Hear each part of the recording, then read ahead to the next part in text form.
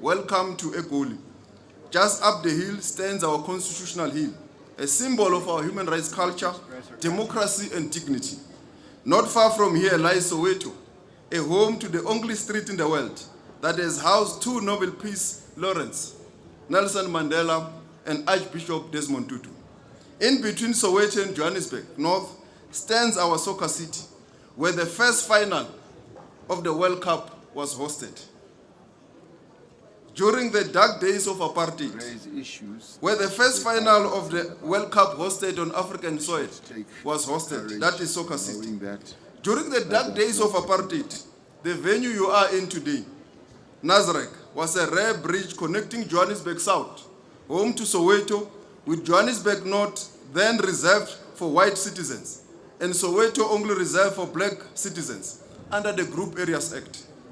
Even in those times, Nasrec offered glimpses of unity where people of all races will gather for events like the Rand Easter Show, defying barriers of segregation.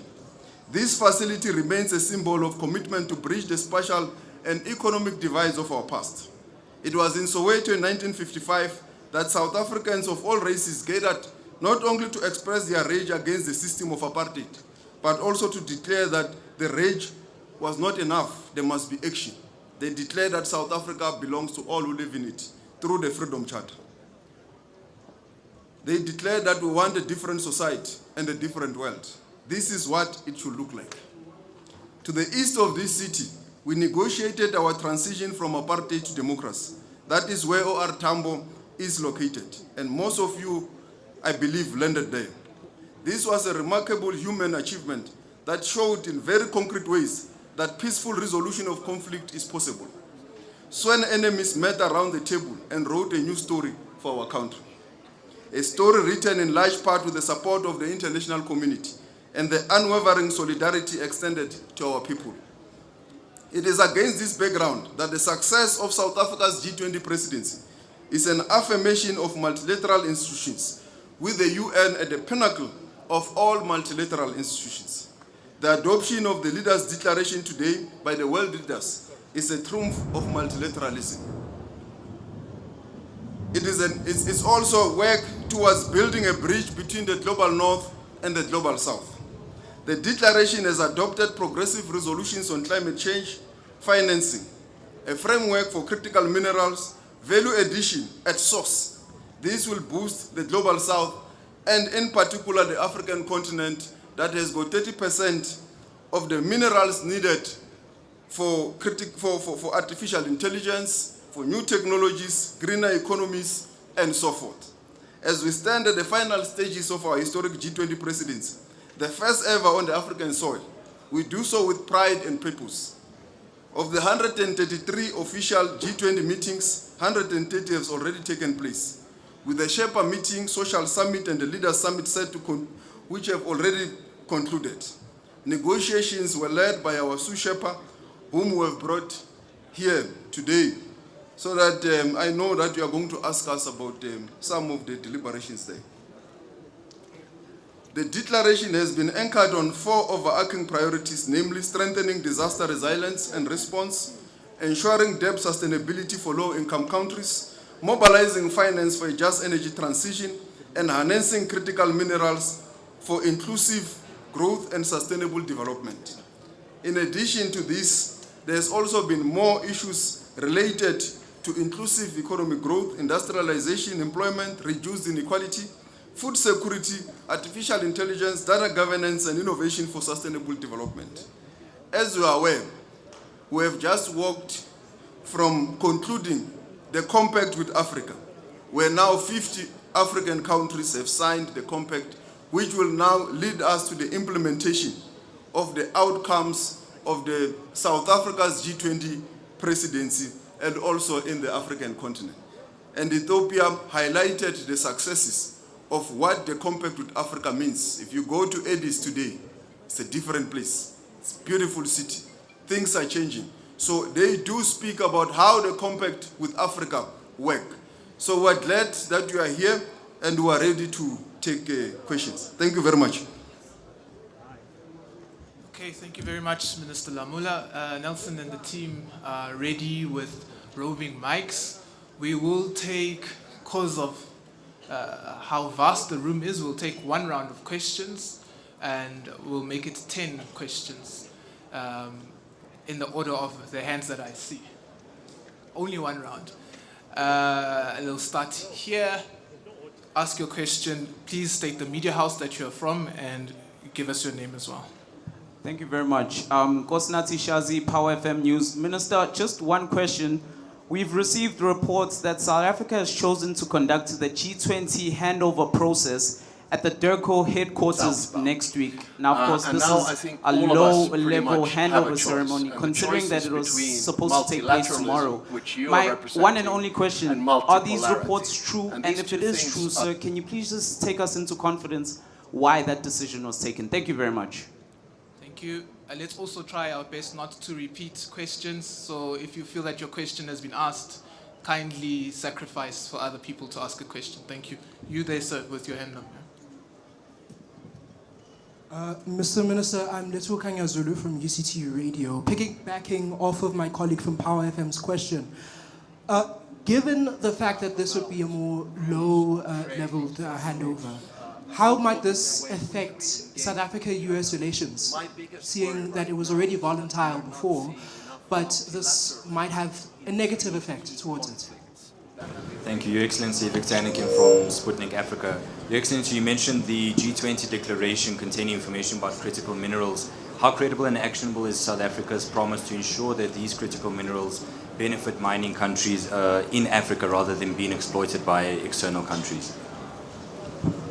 How have the successive G20 presidencies of Indonesia, India, Brazil, and South Africa colleagues by BRICS impacted the formation of a new global governance architecture, given the growing influence of the BRICS group? Thank you. Please. Let's see. Please. Okay, we are on question 5, so we'll have to go at the back at some point as well. Mathilde Boussillon from the French newspaper Le Monde. The foreign minister of Argentina earlier said his country cannot endorse the declaration. What does it mean exactly? And should we expect the declaration to be amended?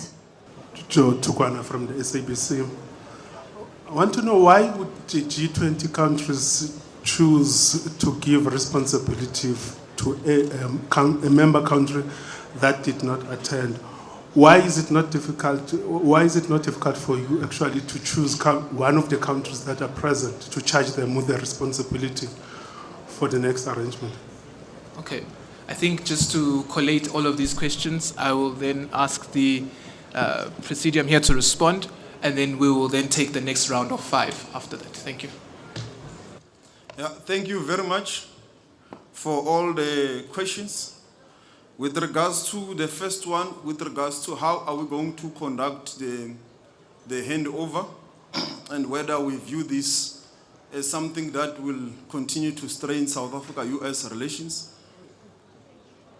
Yes, it is correct. We have communicated to the US Embassy that South Africa welcomes the fact that the US now wants us to hand over to the US the leadership of the G20.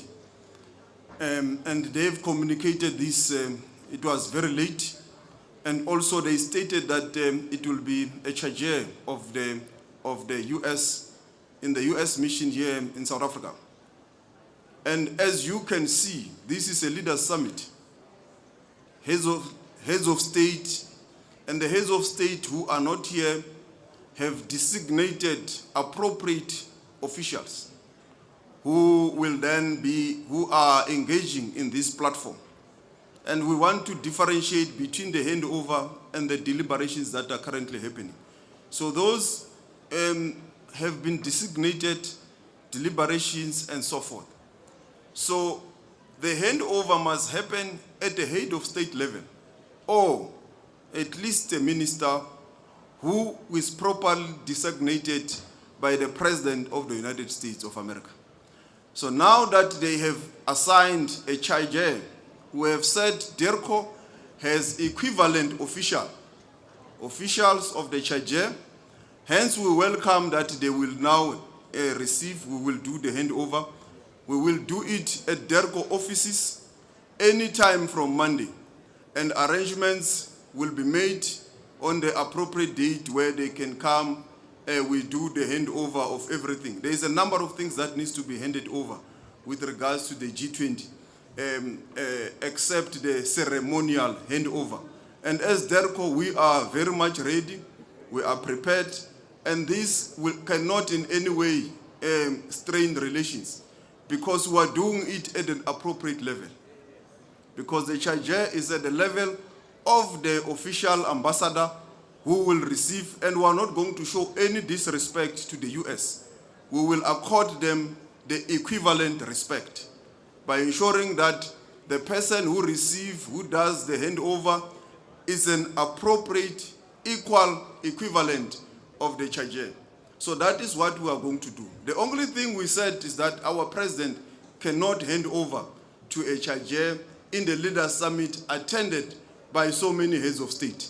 So that is the decision, and that has been communicated to the embassy of the US. With regards to the critical minerals beneficiation to the African continent, indeed, you will have seen that South Africa also signed an agreement with the European Union, where value addition was clear in the whole of that agreement, that beneficiation must happen here in South Africa in terms of the critical minerals, but the declaration now takes it further for the whole African continent. And the compact with Africa that we have just now concluded makes this implementation practical and possible. As some of you who were there will have heard President Lorenzo said that it has now reached 50 of the African countries. That makes it now a compact of the African Union with the G20. And we are very excited by these developments. We want us to focus on the declarations and the outcomes of the declaration. And the countries that are present here have played a critical role, very robust, and we really appreciate their critical engagements. As you are aware, the engagements are continuing to unfold, and all those engagements are very positive. Thank you. I think there was a question on successive development, the impact of having 4 developing countries hosting the G20 presidencies.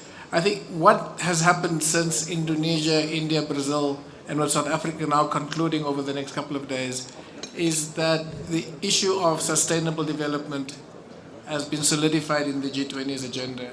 The fact that we could get the kinds of agreements that the minister just pointed out on inclusive growth, the critical minerals at source, these are all not just our own deliverables, it's deliverables that come from India putting sustainable development on the agenda, Brazil putting sustainable development and inequality on the agenda, and us taking that same platform and concretizing it. Our own themes are not vastly different to the themes developed by Indonesia, India, and Brazil. And I must also say the question is about developing countries. Our themes are not even that vastly different to those developed by Italy. Remember, Italy's presidency took place in the heart of COVID, and what COVID taught us was interdependence, and the negotiations even in Rome was about interdependence, and we've taken that trajectory forward.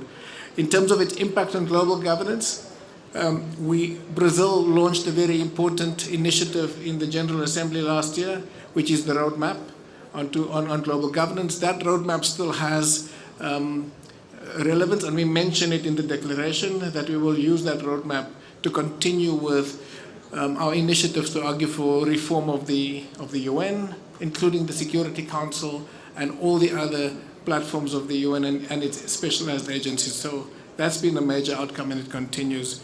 There was a question about the declaration, and I think one delegation this morning saying that there's elements of that delegation that they may not be happy with. Just to say that this declaration was negotiated in good faith, and with one key member voluntarily absenting themselves from this. We had new dimensions to negotiate, and we did that very well, and through consensus, looking at what does consensus mean. Does it mean everybody in the room or those here present? And you'll see that our declaration talks about leaders who gathered in Johannesburg. So the consensus talks about all of us who gathered, and that the declaration reflects that consensus after 5 long days of Sherpa negotiations and two Sherpas leading various elements of that. So lots of hard work went into it, and the declaration stands. One delegation spoke in the opening session about issues that they have challenges with.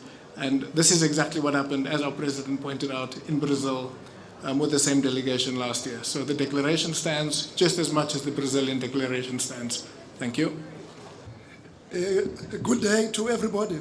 Maybe I will just add on what the teacher just said about the impact of the 4 presidencies of the G20 coming from the Global South. So what we had today in the statements by the heads of delegation, the presidents and prime ministers who are taking part in the discussion, was a very strong support for 2 very specific South African initiatives that build on the work that was done in India and Brazil. The first one was the establishment by President Ramaphosa of an extraordinary committee on global wealth inequality, which has since produced a report that was presented to President Ramaphosa. So what happened today is that we had a number of the heads of delegation in the first session expressing very strong support for this report and its recommendations. This report really seeks to place the question of inequality on the agenda of the G20 for the many years to come. Let us not forget its key messages. Amongst the messages that come from the report is that inequality is a choice, that inequality is a threat to democracy, and that, in fact, combating inequality is good economics for any country and for the world at large. So for us as South Africa, the presidents of the G20, we see this affirmation of the recommendations of this report as being very important. It builds on the legacy of the other presidencies from the South. The second report under the South African presidency is the report of the Africa Expert Panel that is chaired by our former finance minister, Trevor Manuel. And again, this report is focused on building a new partnership for Africa with the world, focusing on issues of the cost of capital, development in general. So this report was also received quite a broad support in some of the speeches that were made this morning. Thank you very much. Hello, good afternoon. Vitaly Mark from South News Agency. For the Minister, during the summit you discussed the American proposal for the peace in Ukraine, and what is your opinion about these proposals? Thank you. Yeah. Good morning. Good afternoon. Kamalo Mishra from IOL. I wanted to ask, with your tensions with the US, is South Africa going to attend the G20 summit in the US next year? Thank you. Thank you. So let me ask about the declaration. My name is Kosuke from Kyodo News, and first of all, I think as far as I remember, the last time that the G20 summit adopted the declaration on the first day of the summit is probably the G20 happened in India. And then first I'd like to hear your strategy or the background, why you decided to publish it on the first day. And secondly again, in the declaration, you mentioned a lot about the debt issue among the developing countries. And I was wondering, the declaration is declaration, but how can you be sure about the implementation of those solutions? Thank you. Good afternoon. This is Jessica Ngwama from Jamestown News in the East End, the newspaper. Just to the Minister, there is a press secretary of the USA. She has disrespected Cyril Ramaphosa. She said she heard Cyril Ramaphosa running his mouth a little bit, and President Trump did not appreciate that. So, what you respond to such disrespect to our president? Gabo. Hi, Nellie Payton from Reuters. My question is, as we know, Argentina's foreign minister said they did not endorse the final declaration. Was there any other country present that did not endorse the final declaration, or was it supported by all the countries present besides Argentina? Thanks. So this is a question from, I'm Khawa Solomon from Hilal TV, channel 347 DSTV. Is there any benefits for South Africans after G20, especially for us in the rural areas? And what does this mean for South Africans with regards to getting jobs and what is left after G20? Okay, this is where we're ending. Good afternoon. My name is Roberta Akanyang from Duma FM. Sadly, my question is not about the declaration, but something that was mentioned, of course, was about the climate and climate change. Some of the countries that are here have got, they're the ones who basically emit the most, problems into the environment, if I could put it that way. Were you direct in confronting them about this, and is there anything that they will do to change this? Thank you. That's why we're here. That's a very relevant thing. Can I start, Minister, by asking the DG and the DDG, then you'll close off? There are 42 countries present here, and only one G20 member country is not here. So the countries that are present have focus on the G20 agenda. And the declaration speaks to the global challenges and how we must focus on them. And it is our view that we should all focus on that. What all of us who are here are agreeing on, the present countries, because the absence of the US is voluntary. They voluntarily absented themselves. So, as South Africa, we have always been clear that the US is welcome, they can come at any time. Even the issue of the handover, we are not refusing. We are saying it must be done at an appropriate level. And that's why we say it will be done at the DERCO office with the equivalent official. So we are not refusing, they are G20 members. It's just an issue of where to do it and how it should be done. But we focused on the agenda of the G20. Whether we discussed peace, yes, the declaration does contain issues related to peace, anchored on the UN Charter, from bullet point number 3 to the last bullet point. And the last bullet point, if I may read it, you will hear that it summarizes a number of things. It says, we concur that guided by the purpose and principles of the UN Charter in its entirety, we will work for a just, comprehensive, and lasting peace in Sudan. As most of you are aware, a huge humanitarian disaster is currently unfolding in Sudan.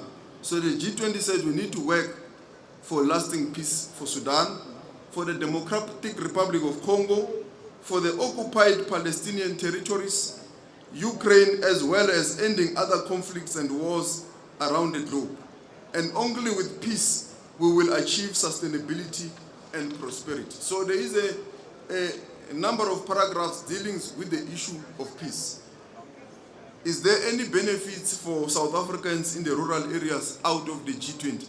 As I've said, 85% of the global economy are member countries of the G20. So everyone is impacted anywhere in the world, from Shushuwe and KwaZulu-Natal, Cape Town, to Ethiopia, to anywhere in China, anywhere in the US.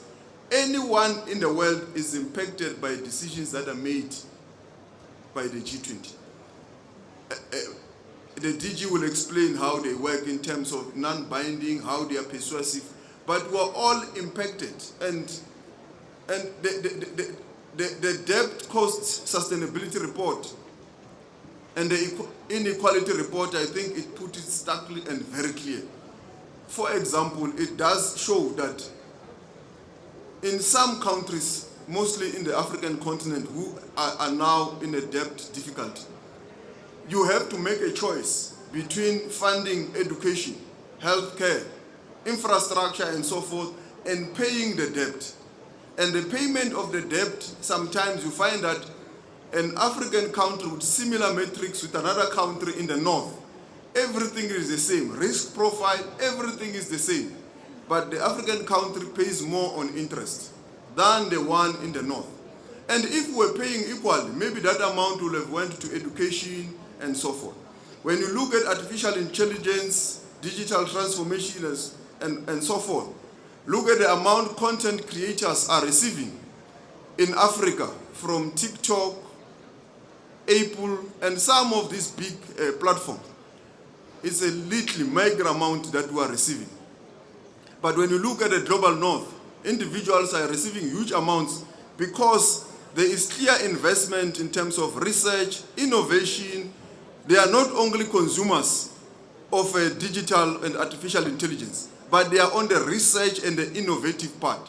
So we are saying this G20 must enable us to revolutionize that the African continent content creators must have backing and research support, data centers and so forth, so that also at the end of the year when Apple declares that this is the amount we've paid, at least you can see how much also went to the African continent. So artificial intelligence, the Prime Minister of Ethiopia has said through the compact, they can see the impact of the G20 already when you go to Ethiopia, how artificial intelligence is helping them to fight, to deal with climate change responses, how to navigate, build new infrastructure and so forth. So the impact is huge. It impacts anyone, anywhere in the world. And I think DG can deal with the other ones of climate change and any other ones that they may feel necessary. So in a nutshell, this meeting is impacting everyone in the world. Thank you.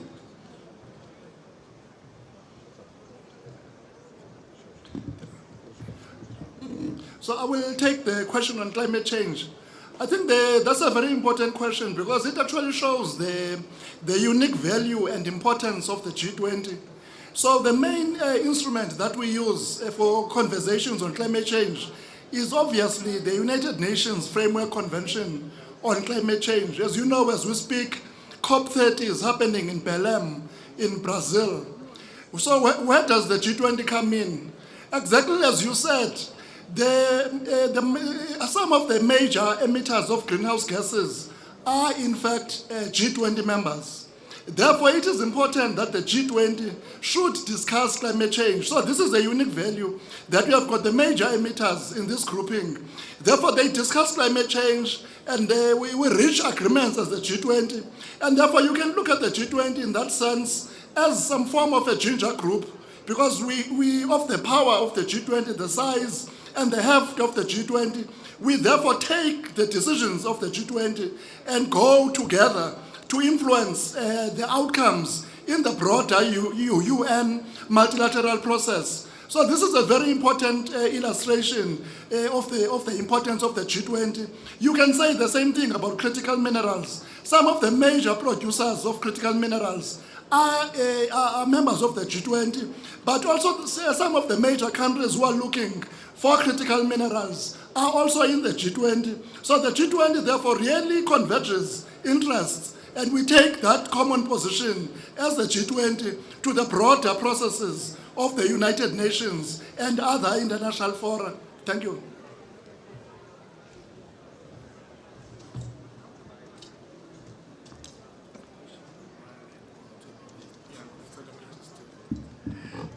Thanks. So I think Kolisa, the Swiss Sherpa, just spoke about the important work that was done on climate change and then how that influences what happens in other spaces.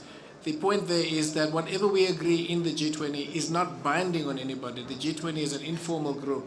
It doesn't bind us, but what it does do is influence how others may want to take things forward. It allows South Africa as part of the Africa group in the UN or part of the G77 to take these issues and influence through the ginger analogy that was just made. So the same issue then has been confronted by ourselves. South Africa initiated what is called the G20 at 20 review, which is the first review of the G20 after the first cycle. The next cycle begins next week under the US presidency. And it's important to reflect on how presidencies in an informal grouping is decided upon. So the presidency of the US was decided through negotiations in India, which is 3 years ago, where we then confirm that the US will take over in 2026. Similarly, we've just decided through negotiations that in 2027 it will be the UK and South Korea in 2028. Our review has indicated that there's a strong agreement that we remain informal, that we remain an informal grouping, and that we don't formalize too many of the rules and procedures that we work on. So on the question, then it also links to the question of how consensus is formed. This is the very first time where we had an unprecedented situation where one member voluntarily absented themselves. And based on that, we had to have a discussion on, in this informal group, how do we define consensus and how do we deal with consensus? And we dealt with that through the very first paragraph that says, those who gathered here. And nobody else other than Argentina who raised the concern. There's overwhelming support for every single paragraph which was negotiated through consensus in that declaration. So I think it's an important point to just make that we remain an informal grouping, and that's our presidency. I decided we cannot set rules about whether absenteeism in one instance disqualifies you from being the president in the next cycle. That may be something that may come up when the implementation of what we initiated gets taken forward by the US, the UK, and South Korea in the next cycle.